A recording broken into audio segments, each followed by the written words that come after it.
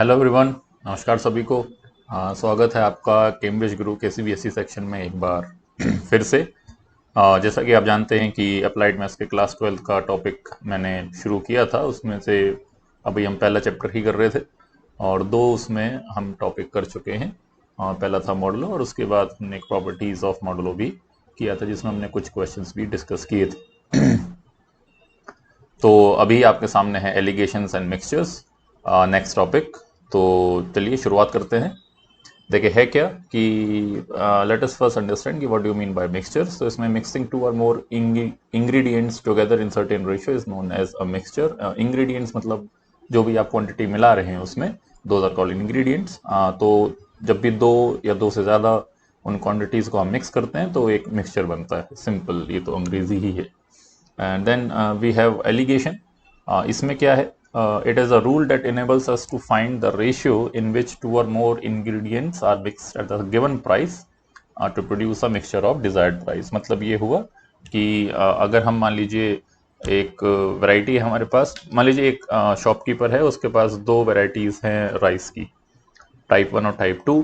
और टाइप 1 जो है वो थोड़ी अच्छी क्वालिटी की है, लेट अस से 100 रुपीज़ पर केजी है, और टाइप 2 जो है वो थोड़ी कम क्वालिटी की है और उसकी प्राइस लेट अस से 60 रुपीज़ पर केजी है। हो ऐसा रहा है कि जो भी मोहल्ले में या जो भी उसके पास कस्टमर्स आ रहे हैं वो 100 पे ना जाके उसकी 60 वाली ज़्यादा परचेज कर रहे हैं।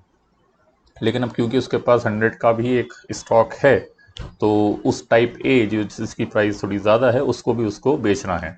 तो ऐसा क्या तरीका हो सकता है कि जिससे कि उसके दोनों जो वैरायटीज़ हैं राइस की वो दोनों सेल हो जाएं? तो उसका तरीका वो ये करता है कि वो 60 वाले में थोड़ा थोड़ा 100 वाला मिला देता है और 60 वाले की थोड़ी प्राइस इंक्रीज कर देता है, क्योंकि ऐसा पॉसिबल है कि जो लोग परचेज कर रहे हैं वो 60 से 70 पे चले जाएं, लेकिन 60 से डायरेक्ट 100 वाली ले लें तो थोड़ा लोग झिझकते हैं। तो उसने एक टाइप सी वाली वैरायटी बता दी और ये बोलता है कि टाइप बी तो नहीं है 60 वाला, I have a more better variety, जिसमें ऑफकोर्स बेटर चावल उसमें रखा हुआ है, क्योंकि उसमें टाइप ए वाला जो है जिसकी क्वालिटी अच्छी है 100 रुपीज़ वाला, उसमें भी थोड़ा उसमें इंग्रेडिएंट उसके भी हैं, राइट। तो वो थोड़ा उसके महंगा पड़ेगा लेकिन उसकी क्वालिटी अच्छी है। तो कस्टमर को भी फायदा ये रहता है कि उसकी क्वालिटी थोड़ी अच्छी मिल रही है उसकी राइस की, भले ही, और प्राइस इतना ज़्यादा नहीं है कंपेयर टू 60 एंड 100। तो 60 से नो डाउट उसको एक लेटर से 70 पे अगर वो उसको सेल करता है, तो इससे कस्टमर भी थोड़ा ठीक रहता है, खुश रहता है कि अच्छा ठीक, चलिए विन विन सिचुएशन है, क्वालिटी अच्छी मिल रही है, भले ही इतना प्राइस नहीं देना पड़ रहा, और जो सेलर है, जो दुकानदार है, उसको भी फायदा रहता है क्योंकि उसको दोनों वेराइटीज़ की जा रही हैं और उसको थोड़ा प्रॉफिट भी हो रहा है, राइट। तो किस तो ये डिपेंड करता है उस शॉपकीपर पे कि क्या उसकी एक मीन प्राइस रखेगा जिससे कि उसका स्टॉक अगले 2 महीने तक जो 100 रुपीज़ वाला है वो सेल हो जाए। वो डिपेंड करता है shopkeeper to shopkeeper, right, of course. तो किस रेशियो में वो टाइप ए और टाइप बी मिला है जिससे कि एक मीन प्राइस निकले, that this process is called alligation, right. Alligation ये आपके इंग्लिश वाले आरोप नहीं है, राइट। उसमें ए डबल एल ई होता है, राइट, जो लिटिगेशन एलिगेशंस वगैरह लगते हैं, ठीक है, कोर्ट में, वो नहीं है। तो it is the rule that enables us to find the ratio in which two or more ingredients are mixed at the given price to produce a mixture of desired price। तो desired price आपकी mean price है जो of course 60 और 100 का एक बीच की price होगी, और गिवन प्राइस वही है कि टाइप ए 60, टाइप बी 100, इन दोनों को मिक्स किया टू प्रोड्यूस और to sell the mixture at a desired price. उस डिजायर्ड प्राइस को हम मीन प्राइस बोलते हैं, मीन प्राइस, ठीक है।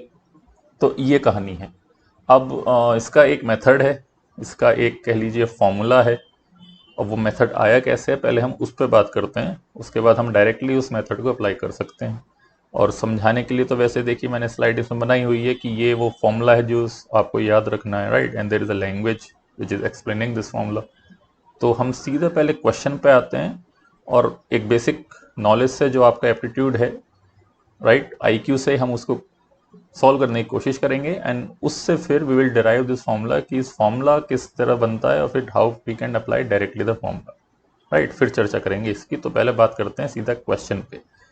तो क्वेश्चन ये बोलता है कि in what ratio must a shopkeeper mix two types of oranges worth, ये रुपीज़ है, ₹30 पर केजी एंड ₹45 पर केजी। तो टू टाइप्स ऑफ ऑरेंजेस हैं, जिसकी टाइप ए का 30 रुपीज़ है कॉस्ट और टाइप बी का 45 रुपीज़ है, और इन दोनों को किस तरह से मिक्स करें सो डैट जो मेन प्राइस आए मिक्सचर की वो 40 रुपीज़ हो, राइट।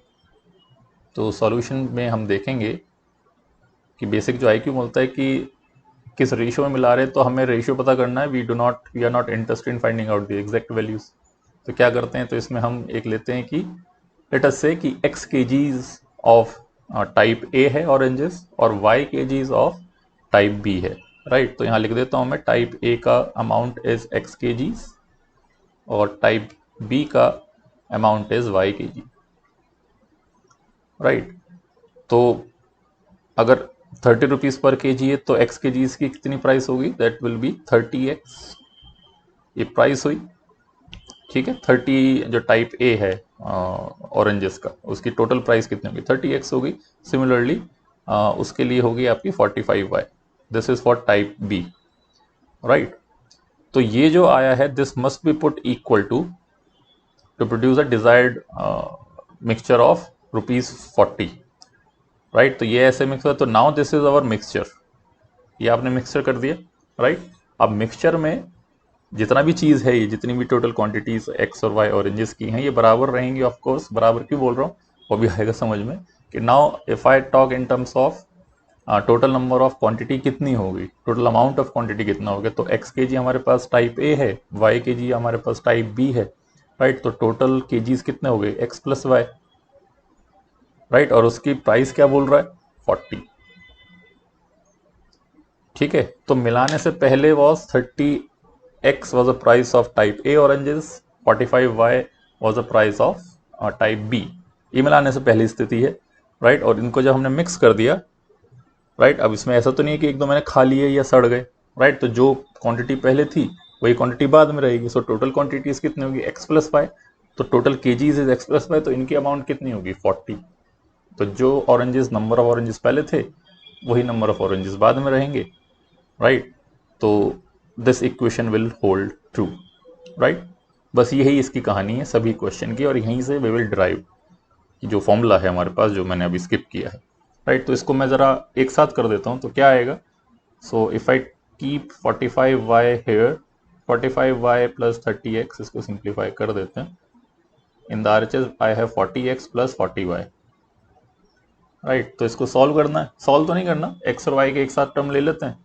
तो 45 माइनस 40, ये तो हुआ y, and in the RHS I have 40 minus 30, this is your x, ठीक है।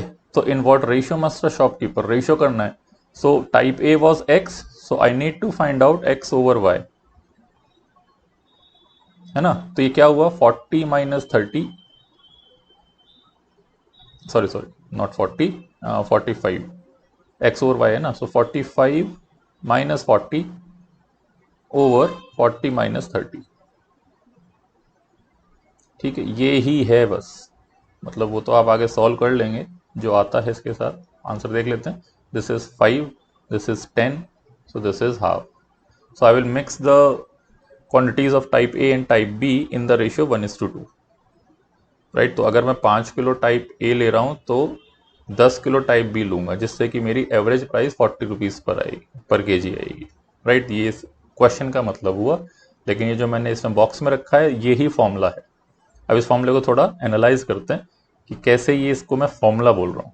अब देखें, क्वेश्चन में वी वर ओनली गिवन, हमारे पास ना तो x पता था ना y पता, हमें क्या क्या दिया था, हमें यही क्वांटिटीज दी गई थी, राइट। हमें 45 जो टाइप बी की प्राइस थी महंगा वाला, 40 जो था that was our mean price, जो मिक्सचर के बाद एक सिंगल प्राइस में वो सेल करेगा, दिस इज अगेन 40। और 30 क्या था, 30 था हमारा टाइप ए का। So we were given only these 3 numbers, 45 type A, 30 type B and the mean price, right. तो अगर रेशियो है एक्स और वाई का, तो यही फॉर्मूला बन गया। अब इसको हम क्या बोलेंगे कि I will write this as what was x. अब देखो, एक्स था टाइप ए जो सस्ता था, वाई था टाइप बी जो महंगा था, राइट। So I will call this x as quantity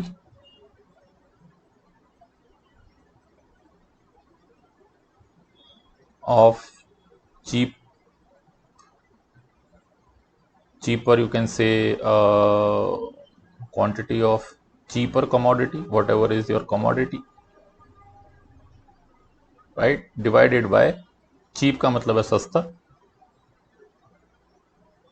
and y was महंगा वाला, so quantity of उस महंगे को बोलते हैं dearer, right, commodity. This is equal to 45 was price of dearer minus 40 was our average price, so I will call this as mean price, ठीक है, upon mean price minus cheaper price.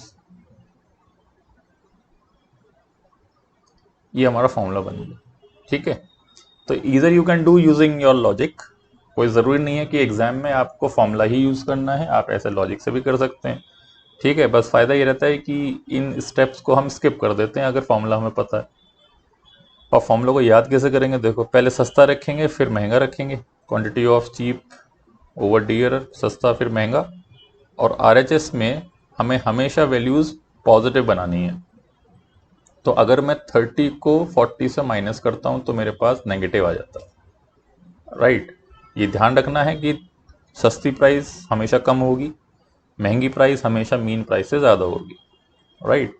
तो we will subtract mean price from the dearer one and I will subtract the cheaper price from the mean one, तभी ये दोनों quantity positive आएंगी कि सस्ती को महंगी में से हमें सब्ट्रैक्ट करना है, नॉट महंगी में से।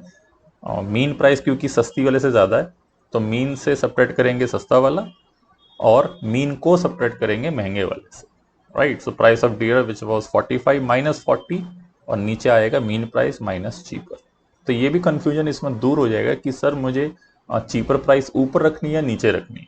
अगर मैं चीपर प्राइस ऊपर रखता हूँ, राइट, तो वो मुझे सब्ट्रैक्ट करनी होगी किसी से जिससे कि पॉजिटिव आएगा, ठीक है। तभी पॉजिटिव आएगा अगर मैं उसको मीन से करता हूँ, है ना। मीन से करूंगा तो मीन माइनस 40 तो 40 माइनस 30 ऊपर आ जाएगा, तो वो नहीं करना, ये भी थोड़ा ध्यान दे देना, ठीक है। तो हमेशा हम महंगी प्राइस ऊपर लेंगे इन द न्यूमरेटर और उसमें से will subtract the mean price, ठीक है। तो यही आपका फॉर्मूला है जो यहाँ पर दिया गया है। What is the alligation rule? It states that when different quantities of same और different ingredients of different cost, मतलब एक का 40 है, एक का 45 है, दूसरे का 30 है, they are mixed together to produce a mixture of mean cost which is 40. The ratio of their quantities is inversely proportional. ये बहुत इंपॉर्टेंट है, इनवर्सली प्रोपोर्शनल। इनवर्सली मतलब कि अगर क्वांटिटी चीपर ऊपर रखी है तो इनवर्स का मतलब है कि दूसरा जो उसकी मीन जो सब्ट्रैक्शन होगा वो नीचे आएगा, राइट। तो देखो चीपर ऊपर रखा था क्वांटिटी, यहाँ पर सीपी उसकी कहाँ है, नीचे है। सिमिलरली यहाँ पर क्वांटिटी इसकी नीचे थी महंगे वाले की, लेकिन उसकी जो प्राइस है ये ऊपर है, राइट। तो the ratio of their quantities is inversely proportional to the difference in their cost from the mean cost, right. We are basically finding out the differences of their prices from the mean. तो ऊपर वो difference क्यों बोल रहे हैं, क्योंकि ये difference positive होना है ना। तो वो हमें देखना पड़ेगा कि पॉजिटिव कैसे आएगा, राइट। तो ये आपका क्वेश्चन हो गया एक। अब इसको कैसे हम कर सकते हैं, सेकेंड वाला देखते हैं। The cost price of type 1 rice is ₹60 पर kg and that of type 2 is ₹80 per kg. If both the types of rices are mixed in the ratio 2:3, then find the price per kg of the mixed rice. अब इसमें क्या दिया हुआ है, देखो D error को मैं D से डिनोट करता हूँ, तो क्वांटिटी अगर मैं बोलूँ कि cheaper over D error, right, उसकी प्राइस अगर मैं देखूँ, so this x by y is given, so price हमें दी हुई है, cost price of type 1 is 60 and 80, so this is our cheaper, this is our dearer, right. We do not know the value of mean price, so let us say that mean price is denoted by m, so let mean price be x, not x, sorry, mean price be rupees m, okay, x तो quantity ली हुई है, right. तो according to formula क्या कहता है कि अगर ऊपर आपने चीपर रखा हुआ है तो यहाँ पे प्राइस आएगी dearer minus mean, so dear price क्या है हमारी 80 minus mean price is m, और यहाँ पर नीचे आएगा मीन में से you will subtract the cheaper price which is 60, right. So this x by y ratio is given which is 2/3. Okay, ये फॉर्मूला हम वही IQ से बता सकते थे, क्योंकि ये फॉर्मूला हम आया वहीं से ही है, बेसिक x और y लेके, कि लेटर से x क्वांटिटी वो है, y kgs वो है, राइट। तो उसको लेके भी आ सकते थे, लेकिन वही बात है, फॉर्मूला अगर पता लग गया तो we will direct apply the formula. So 80 into 3 is 240 minus 3m, cross multiply कर सकते हैं इसको सॉल्व करने के लिए। This is equal to 2m minus 120। Okay, so 240 plus 120 is 360 is equal to 3m plus 2m which is 5m। So m की value आ गई 360 divide by 5m, not m, 5। Okay, तो ये आ गया आपका 72।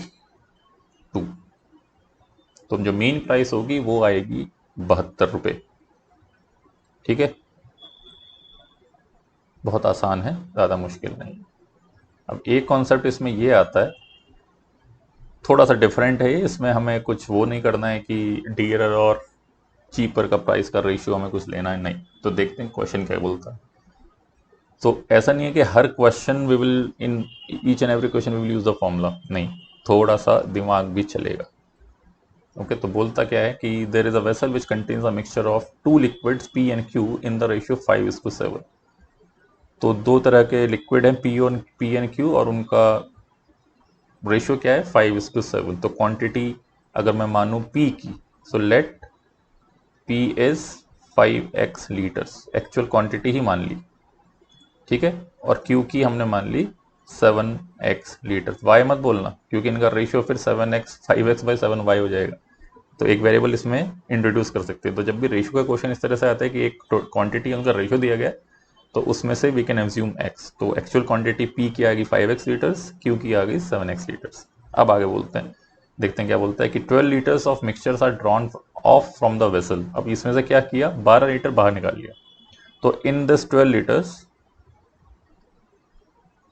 जो भी बाहर निकाला, इसमें से वी हैव, अगर देखो 12 लीटर निकाला है अब, राइट, मान लीजिए एक बकेट है, उसमें से आपने एक मग्गा पानी निकाला, ठीक है, बकेट है लेटर से 50 लीटर्स या लेटर से 20 लीटर्स की, उसमें से आपने 2 लीटर वो निकाला। अब उस 2 लीटर में भी तो P और Q होगा उस मग्गे में, ऐसा नहीं है कि सेपरेट होंगे, तो उसमें भी रेशियो विल रिमेन सेम, क्योंकि थॉरोली मिक्स है, वो सॉलिड नहीं है, लिक्विड। ये अज्यूम करते हैं कि वो थॉरोली मिक्स है, ठीक है। P और Q की डेंसिटी भी बराबर है, तो ऐसा नहीं है कि ऊपर ज़्यादा आ जाएगा नीचे कम रह जाएगा, है ना। तो एक ही तरह के हैं, डेंसिटी सबकी बराबर, थॉरोली मिक्स हुए हैं, ठीक है। ज़्यादा मत घुसना इसकी साइंस में, मैथ्स है तो सिंपल मान के चलो। तो जो भी आपने एक मग उसमें पानी लिया है, उसमें भी रेशियो विल रिमेन एज 5:7। तो अगर टोटल क्वांटिटी 12 है, राइट, तो हम एज्यूम कर सकते हैं कि इसमें 5 litres is of P and 7 litres is of Q, because ratio will remain same, है ना। समझता हूँ ये बात समझ में आ रही होगी आपकी, ठीक है। तो इसमें सब क्या हुआ, टोटल क्वांटिटी में से 5 लीटर चला गया P और 7 लीटर्स Q चला गया। अब इसमें क्या डाला, 12 litres of liquid P is filled in the vessel. तो 12 लीटर आपने बाहर निकाला और उसमें ओनली P वाला उसमें डाल दिया, ठीक है। तो अगर मैं बात करूं कि quantity of P, new quantity in the liquid, कि जो अब निकालने के बाद जब 12 उसमें वापस डाला P, तो P की एक्चुअल क्वांटिटी अब कितनी होगी, राइट। तो देखो 5x शुरू में था, इसमें से यू हैव टेकन आउट 5, है ना। 12 लीटर्स अगर निकला तो उसमें 5 P था, राइट। तो P पे कॉन्सेंट्रेट कर रहे हैं, तो 5x में से 5 गया और इसमें डाला कितना 12, क्योंकि प्योरली P डाला है इसमें, राइट। तो this will B 5x plus 7. So this is the actual quantity of now P which is in the liquid. Same case is with Q. So quantity of Q in the liquid. अब देखो Q शुरू में था 7x, right? And from this you have subtracted 7. अब इसमें Q नहीं डाला, ठीक है, एक मग्गा पानी निकाला, उसमें से 7 लीटर्स क्या था, क्यू था, वो बाहर गया। सो क्वांटिटी कितनी बच गई, 7x माइनस 7, ठीक है। Now it says that how many liters of liquid P and Q were contained in the vessel initially, right? If the ratio of liquid P and Q now becomes 9:7, निकालने के बाद फिर 12 litres डालने के बाद new ratio is now 9:7, so we will take the ratio of these two, okay. तो 5x plus 7 ये P का क्वांटिटी आ गई ओवर 7x माइनस 7, ठीक है। बाद की बात कर रहा है कि नाउ बिकम्स 9:7, 9:7 ही है आई थिंक, राइट। तो यहां से बस आप x को पता करो क्या आएगा, क्रॉस मल्टीप्लाई किया तो this will be 35x plus 49 is equal to 63x minus 63। तो हो गया इसमें 63x plus 35x is equal to 63 plus 49, ठीक है। So this is 98x is equal to 112, है ना, हाँ। सो x is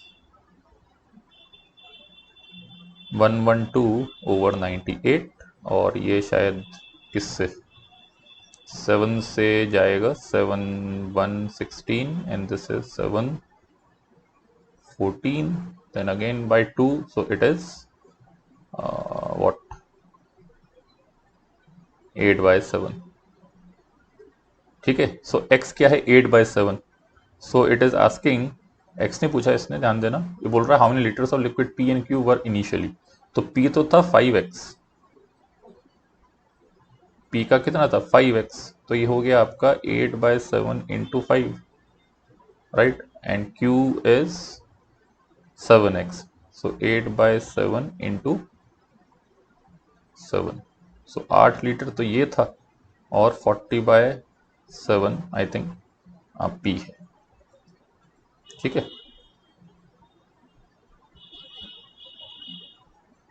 so this was your example number 8। तो इसमें हमने कोई डियरर, कोई चीपर, कुछ इस तरह का हमने नहीं किया है, ठीक है। सिंपल जो क्वेश्चन दे रहा है सीधा सीधा क्वेश्चन करते रहे, ठीक है। Next example 9 says that there is a retailer which has 250 kgs of rice, ठीक है, 250 किलो चावल है आपके पास, a part of which he sells at 10% profit, right. The remaining quantity of rice is of low quality and he sold it at 5% loss. तो एक part उसने 10% profit पे बेचा और एक पार्ट उसने 5% लॉस पे बेचा। ओवरऑल बोल रहा है कि उसका ओवरऑल प्रॉफिट जो है वो 7% रहा। So find the quantity of rice sold at 5% loss, ठीक है। तो अगर मैं थोड़ा सा एनालाइज कर रहे हो कि सर इसमें एक प्रॉफिट हो रहा है, मतलब कुछ ज़्यादा है, फिर कुछ इसमें कम है 5%, और एक मीन प्रॉफिट बोल रहा है विच इज 7, तो ये क्वेश्चन भी भले ही इसमें नाउ सेलिंग प्राइस या कॉस्ट प्राइस नहीं दी गई है, डेटा हमें प्रॉफिट या लॉस के टर्म्स में, परसेंटेज टर्म्स में दिया है। So same formula we will apply to find out the quantity of rice sold at 5% loss. कैसे करेंगे, ऐसे करेंगे कि देखो इसमें quantity of retailer has 250 kgs of rice, ठीक है। तो मान लेते हैं कि लॉस वाला क्योंकि कम होता है, सो लॉस की प्राइस हमने ऊपर रखी, तो वो मान लिया हमने x, कि let us say out of 250 x kgs are the, और x kg quantity of the rice which is sold at some loss, right. तो वो x ले लिया, तो बची हुई क्वांटिटी क्या होगी 250 माइनस x, क्योंकि टोटल 250 था, तो ये इसने प्रॉफिट में बेचा।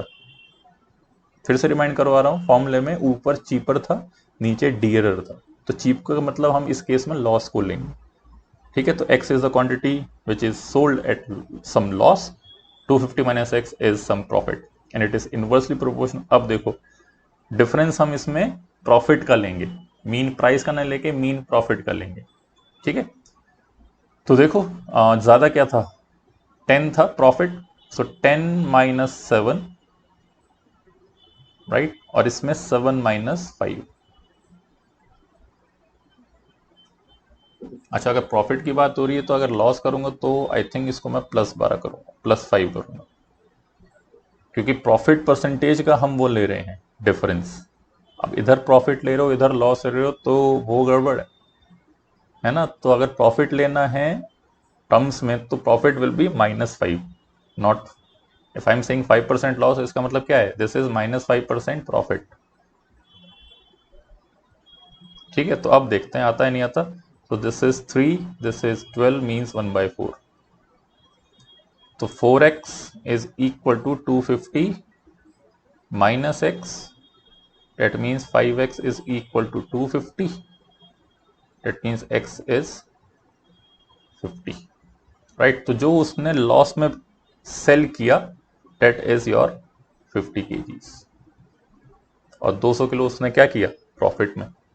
और हमेशा देखना, अगर ये नहीं करते तो क्वांटिटी आती 150 की, means if I took 10 minus 7 over 7 minus 5 instead of +5, है ना, तो ये 2 होता, ये 3 होता, 3/2, तो उसमें क्वांटिटी आती 150 kgs।